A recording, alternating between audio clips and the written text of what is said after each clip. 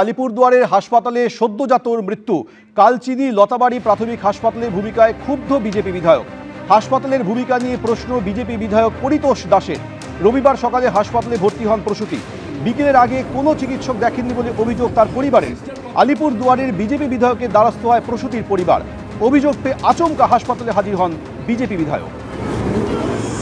Sister কতটা মানে জানেন?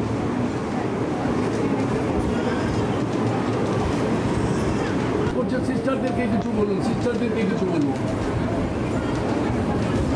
সিস্টার কতটা মানে জানেন?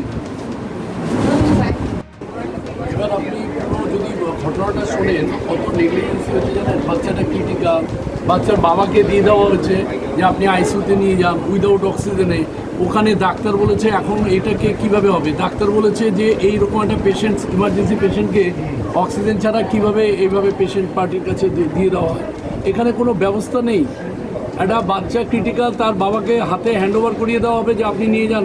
যখন জেলা হসপিটালে আছে, বাচ্চাটা প্রসব হয়েছে, তখন ওর বাবার কি রেসপন্সিবিলিটি আছে? রেসপন্সিবিলিটি তো সব আপনার।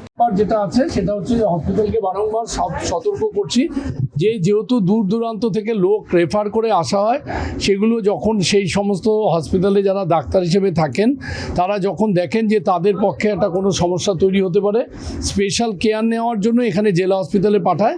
সেখানে আরেকটু সতর্ক হলে হয়তো বাচ্চাটাকে হয়তো না বাঁচানো গেল, যে পেশেন্ট পার্টি যে অভিযোগ করছেন সেই অভিযোগটা হয়তো করার সুযোগ পেতেন না। আমাদের মনে হয়েছে সমস্ত কিছু দেখে আরেকটু হসপিটালকে সতর্ক থাকা উচিত ছিল। চাইল্ড স্পেশালিস্টকে মানে ইমিডিয়েট কল করা উচিত ছিল বা যাই কিছু করা উচিত ছিল। সেটা পেশেন্টকে মানে ডেলিভারির পরে বেশিক্ষণ সময় নেওয়া হয়নি কেয়ার ইউনিটে পাঠাতে। তো বিষয়টা নিয়ে সেরকম কিছু বলার নেই, তবুও বলতে হয় যে আমরা চাইছি যে জেলা হাসপাতাল পরিষেবাটা আরও ভালো দিই। তালার পার্ক ইনস্টিটিউশন অফ গার্লসে ইতিমধ্যেই কিন্তু অসুস্থ পড়ুয়ার সংখ্যা ক্রমাগত বাড়ছে। 7 জন আরও অসুস্থ হয়ে পড়েছেন এমনটাই জানা যাচ্ছে।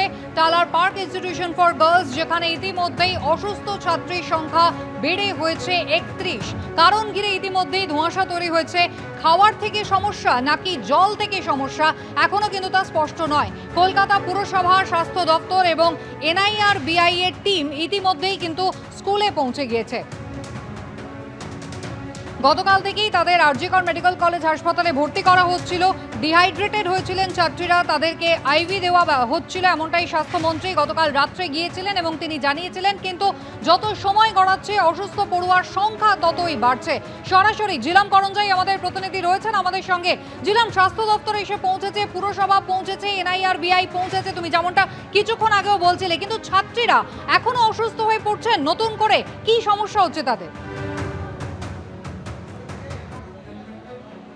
একদমই, আজকে আমরা দেখলাম 7 জন অসুস্থ হওয়ায় তাদেরকে আরজিকর মেডিকেল কলেজ হাসপাতালের শিশু বিভাগে ভর্তি করা হয় এবং ভর্তির যে পড়ুয়া তাদের সংখ্যা 31-এ দাঁড়িয়েছে। তবে যে টিম এসছে স্বাস্থ্য দপ্তরের টিম, তাদের তরফ থেকে ডক্টর দেবাশিস রায়, যিনি যুগ্ম স্বাস্থ্য অধিকর্তা, তিনি আমাদেরকে জানালেন যে আজকে যারা ভর্তি হচ্ছে তাদের বিভিন্ন পরীক্ষা করে দেখা যাচ্ছে, মনে করা হচ্ছে যে তাদের অনেকেরই প্যানিক অ্যাটাক হচ্ছে। তবে মোটের ওপর যারা ভর্তি আছে তাদের প্রত্যেকেরই শারীরিক অবস্থা স্থিতিশীল, কোনো উদ্বেগের কোনো বিষয় নেই, এইটা তিনি স্পষ্ট করে দেন। এবং এর পাশাপাশি তিনি এটাও জানান যে যারা ভর্তি আছে তাদের কিভাবে এই অসুস্থতা হয়েছে সেটা জানার জন্যে খাবারের নমুনা সংগ্রহ করা হয়েছে, জলের নমুনা সংগ্রহ করা হয় এবং তাদের সব। জিলামের সঙ্গে আবারও কথা বলবো, তবে ইতিমধ্যেই যেমনটা আমাদের প্রতিনিধিও জানাচ্ছিলেন, যখন সময় এগোচ্ছে কিন্তু ছাত্রীরা তারা কিন্তু অসুস্থ হয়ে পড়ছেন।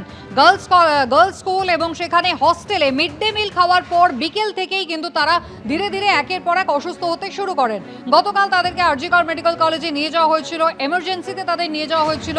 কারুর পেটে ব্যথা হচ্ছিল, বমির সমস্যা হচ্ছিল, তাদেরকে ফ্লুইড দেওয়া হয়েছিল। তারা ধীরে ধীরে তাদের শারীরিক অবস্থার উন্নতি হচ্ছিল। গতকালই স্বাস্থ্যমন্ত্রী শারদত্ত মুখোপাধ্যায় তিনি দেখতে গিয়েছিলেন এই অসুস্থ পড়ুয়াদের। এবিপি আনন্দ, এগিয়ে থাকে, এগিয়ে রাখে।